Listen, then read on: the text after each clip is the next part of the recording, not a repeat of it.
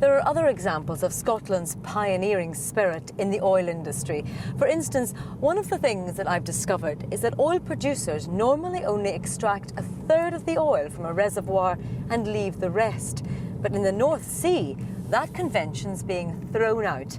There's nothing normal about the oil off our coast. Petroleum engineer and chief executive of Oil Exco, Arthur Mulholland.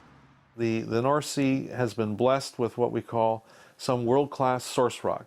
But because they're such high quality, means that the amount of oil that you can recover from the reservoirs is also very high. Where I was trained in Western Canada, a good oil reservoir will give up about 30 to 35% of the oil in place, and that's all you're going to recover. But here, in the offshore here, it's substantially higher than that. You have reservoirs here that will give up 60 to 65% of the oil in place. And in some of the reservoirs, if you try to work the technology a little bit, you may be able to incrementally increase some even more than that. In the early 70s, the Forties field and its platforms were an engineering marvel. Today, the technology that's around is extending the life of these older oil fields. World-class geology and science, as well as a high oil price, means many fields are now being redeveloped.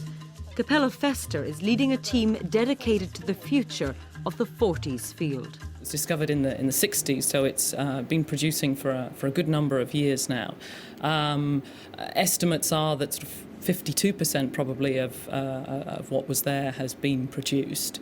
So already, well beyond the 35 that you mentioned. But as we go forward, we find there is more and more opportunity, given the technology that we have, to go after oil in Forties.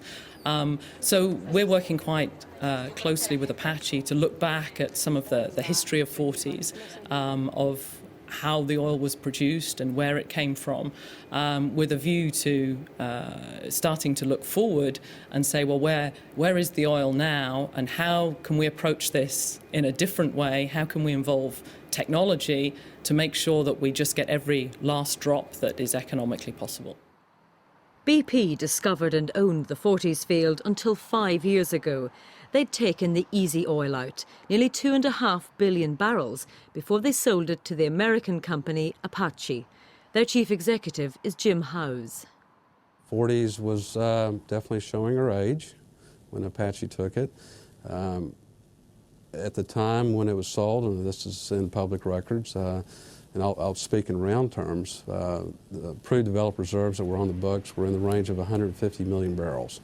We ended last year with over 200 million barrels on the books.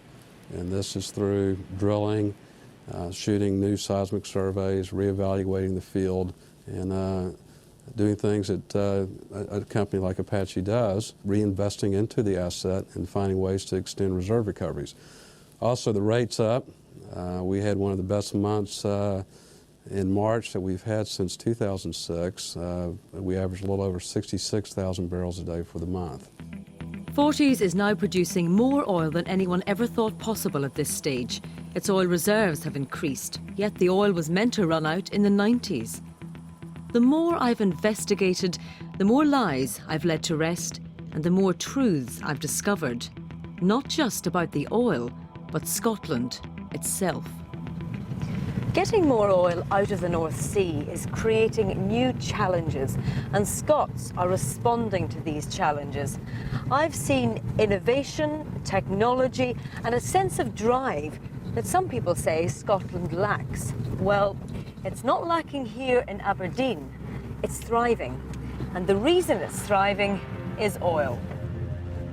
We have a lot of infrastructure that might not have been there. I mean, Aberdeen Airport was completely rebuilt. A lot of housing was built in the northeast, especially around Aberdeen. I mean, the Grampian region of Scotland became one of the wealthiest parts of the United Kingdom, and still is. And the Scottish economy, which used to have a GDP per head, which was way down at the bottom of the league table, is now well up, with I mean, only the southeast of England and a couple of other English regions have a higher income per head than Scotland had. That wasn't the position before. So, I mean, there has been quite a big change, but a lot of this impact was actually in the northeast rather than in other places. It's made a major impact on the economy of Scotland and indeed Britain as a whole. It's created huge amounts of skilled jobs, and it's rightly earned us a huge reputation of being a true centre of global excellence when it comes to energy. The industry is now worth nearly £4 billion to Aberdeen. It's made Scotland an industrial world leader, just like shipbuilding did in the last century. Hopefully the lessons of that era have been learned. The big realization that I think we have right now in 2008 is that we have a globally recognized industry here in the UK and in Scotland. 400,000 people employed, leading edge technology, not just serving the UK sector. There are companies here in Aberdeen that are serving markets in Indonesia, South America, the Gulf of Mexico, with recognized leading edge technology. Rather similar to the strength of our shipbuilding industry after the post-war period.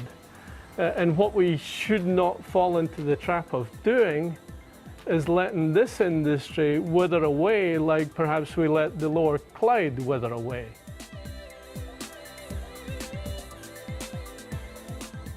There's no doubt that oil has helped to shape Scotland's modern history, but the relationship seems to be changing. There's a new sense of confidence in the industry, and it's driven by Scottish expertise and innovation. In the future, it looks like Scotland will be shaping oil.